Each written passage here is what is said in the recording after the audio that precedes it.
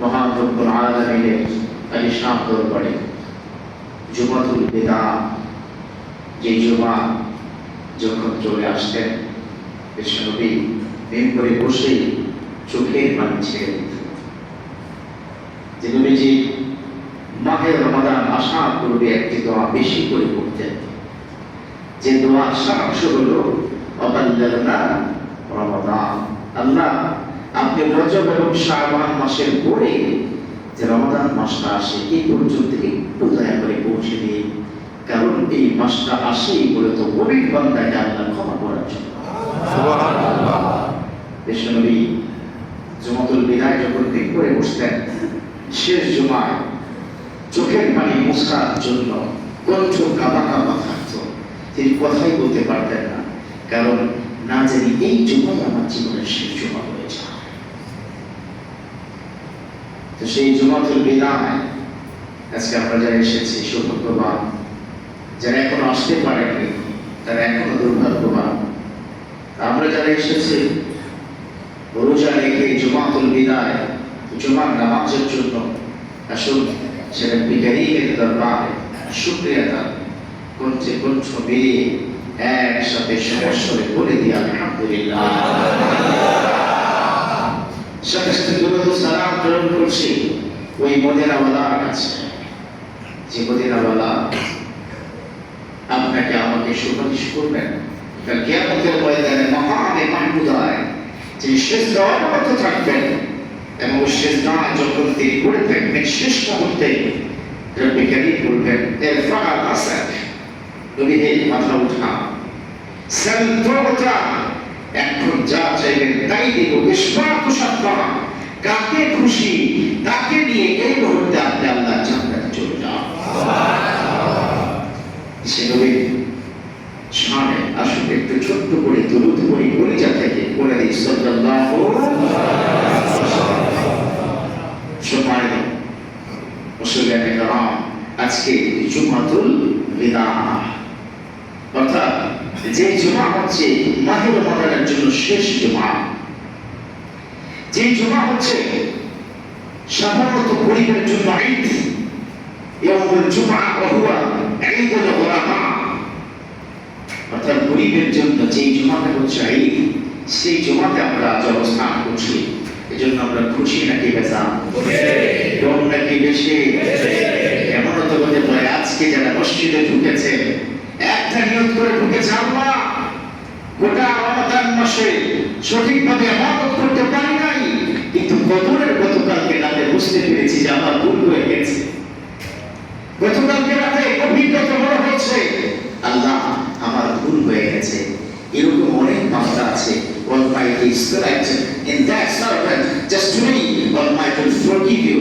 Those are people are sinner, those are people always asking to Almighty, please forgive me. এই জাতীয় ব্যক্তিদেরকে এমন হতে পারে আজকে জুমার নামাজে ক্ষমা করবে। সুবহানাল্লাহ। আল্লাহ ক্ষমা করতে কোনো অসুবিধা আছে না?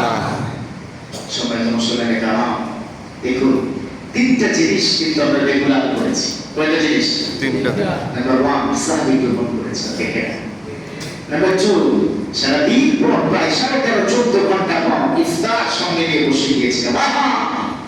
কি মধুর একটা বিষয়, কি আকর্ষিত বিষয়, এই দাফানটা দিবে এখনই খেয়ে নেব, এরকম একটা পরিস্থিতি এখানে ইফতার সঙ্গে ছিল, সেটা কিন্তু ঈদের পরে আর থাকবে না।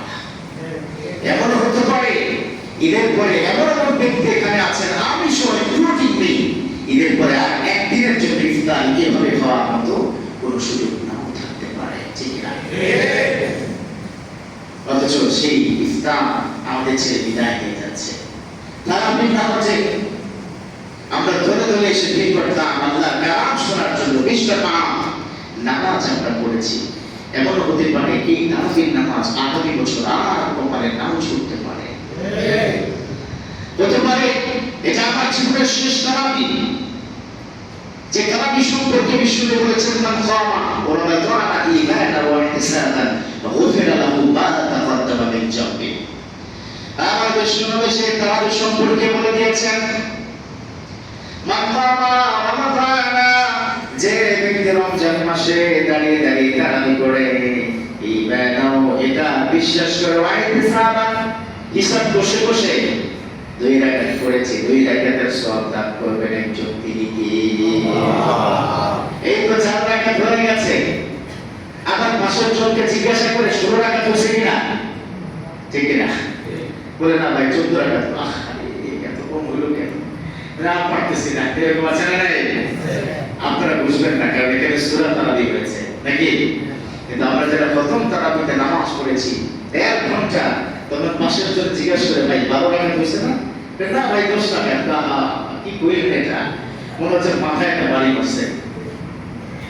এবার চিন্তা করেন, সেই মসজিদুল হারামে 2.5 ঘন্টা দাঁড়িয়ে দাঁড়িয়ে তারাবির নামাজ পড়তো। আমাদের দেশের মধ্যে আলহামদুলিল্লাহ রাব্বিল আলামিন ওয়া রাহমানির রাহিম মালিকি ইয়াউমিদ্দিন ইয়্যাকা না'বুদু ওয়া ইয়্যাকা নাস্তাঈন ইহদিনাস সিরাতাল মুস্তাকিম সিরাতাল লাযীনা আন'আমতা আলাইহিম গায়রিল মাগদুবি আলাইহিম ওয়ালাদ-দাল্লিন। আমিন। এরকম না, কাবা মদিনাতে কি সুন্দর জায়গা।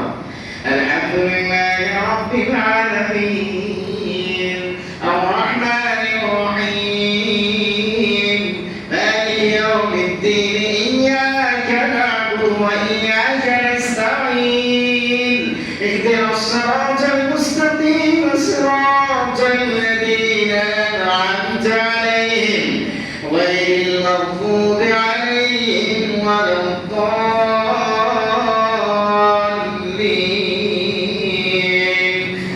আমিন। এভাবে দাঁড়াও, 2.5 ঘন্টা সময় লাগে। তো তখন পাশের জনকে জিজ্ঞাসা করে ভাই 8 রাকাত হয়েছে না? বলে না রে ভাই মাত্র 4 রাকাত। তো কি কইলেন এটা? মানে এখনো শেষ হয় না। আপনি কি বুঝতে পেরেছেন? সে তারাবির নামাজ বছরে আসে একবার, কয়বার? একবার তারাবির নামাজ কেন আসে?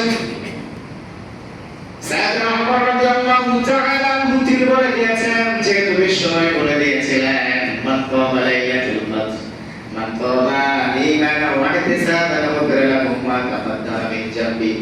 যেভাবে তারাবির নামাজ বিশ্বটা পড়ে দিয়েছে, রব্বুল আলামিন তার পিছনের গুনাহগুলো সেভাবে ক্ষমা করে দেন।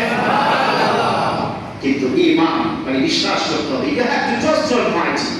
আল্লাহকে বিশ্বাস করতে হবে। আমাকে কেউ ক্ষমা করবে না, কেউ হেল্প করার নাই, কেউ কিচ্ছু করার ক্ষমতা রাখে না। সব ক্ষমতার মালিক একজন, চিল্লায় বলতে হবে তিনি কে? যেজন্য বিশ্বাস করতে হবে আমাদের ক্ষমা করবেন একজন, তিনি কে? এটা হিসাব করতে হবে। গত 1টা বছর ধরে যেই পরিমাণ গুনাহ করেছি, সেই পরিমাণ গুনাহগুলো ক্ষমা করবেন একজন, তিনি কে? ঈমান ওয়া ইহতিসাবান গুফিরা লাহু মা তাকাদ্দামা মিন যামবি। পিছনের গুনাহগুলো রব্বে কারীম, কোনো কথা নাই। ও মসজিদে ঢুকেছে, ও 20 রাকাত নামাজ পড়েছে, কার জন্য নয়, কাউকে দেখানোর জন্য নয়, একমাত্র আমার জন্য। যা ফেরেশতারা ফাশহাদু লিআগফিরান্না লাকুম, যা ওর পিছনের গুনাহগুলো এই মুহূর্তে আমি ক্ষমা করে দিলাম। সুবহানাল্লাহ। বিশ্বাস করেন? তার মানে আমাদের সবার বিশ্বাস আছে আল্লাহ আমাদের ক্ষমা করছে, ঠিক কি না? কার কার বিশ্বাস আছে হাত উঁচু করে দেখা। ইয়া আল্লাহ, তুমি দয়া করিয়া আমাদের নামাজের উসিলায় আমাদেরকে ক্ষমা করে দাও। খোদার কসম করে বলি, এই মুহূর্তে ফেরেশতারা প্রত্যেকটা মানুষের দিকে একটা ক্যামেরা ফিট করে সিসি ক্যামেরার মতো ফুটেজটা আল্লাহকে দেখিয়েছে। আর আল্লাহ বলেছে, যা যেহেতু হাত উঠাইছে কার জন্য না আমার জন্য, যা ওদেরকে এই মুহূর্তে আমি ক্ষমা করে দিলাম। সে তারাবির নামাজ আমাদের ছেড়ে বিদায় নিচ্ছে। কষ্ট লাগে না? লাগে কি না? আমার ভীষণ কষ্ট লেগেছে। প্রতিদিন আটবিতে আমি লাইভ করি 2:30 থেকে 3টা পর্যন্ত, প্রায় এই বাক্যটা বলি আমি, যাহা বিদায় হয়ে যাচ্ছে, জীবন থেকে চলে যাচ্ছে। যেমন একটা নামাজের কথা আপনাদেরকে বলবো, আপনারা তো জানেন নিশ্চয়ই যে নামাজটা সারা বছর আপনি করতে পারবেন। একটা নামাজ